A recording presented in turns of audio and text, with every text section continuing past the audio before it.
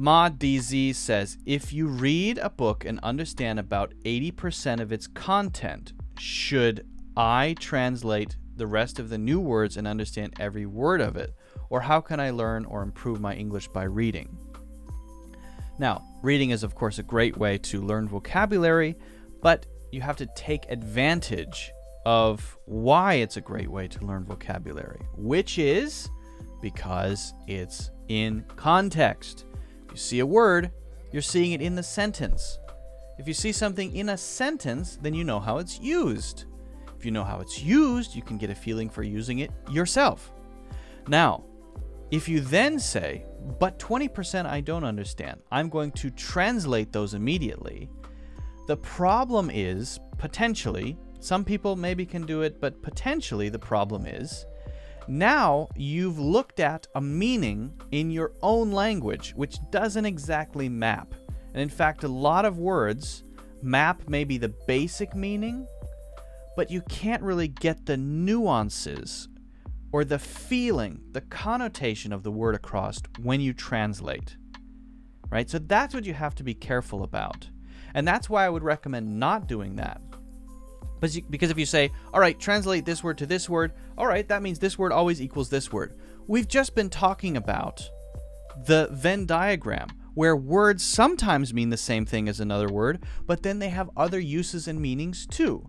So if you just say this word in my language is this word all the time, there it is, I now know it. No, that's wrong. It's not. It's not. There's so many examples. It might be similar in this situation to the word that you looked up, but then that word in your language probably has all kinds of other social connotative meanings that are completely different from the English word that you just found in this book.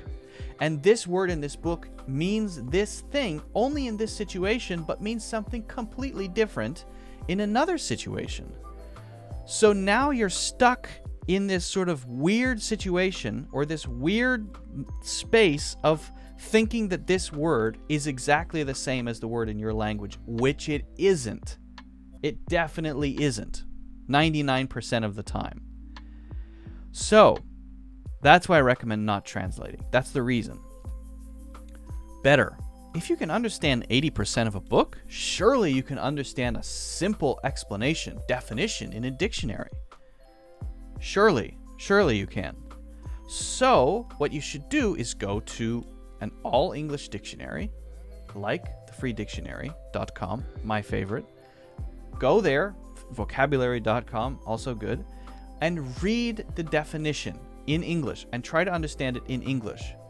And then, perhaps even more importantly, read the examples that are given underneath. Because if you do that, you're going to see, wait a second, this word that I'm looking up only has the meaning of what I thought it meant in this book 10% of the time. And the rest of the 90% of the time, this word has completely different meanings. Here's an example of the word in a completely different usage. Here's an example of the word that means something opposite of what's in the book. Wow, it's opening my eyes to the possibilities of this word.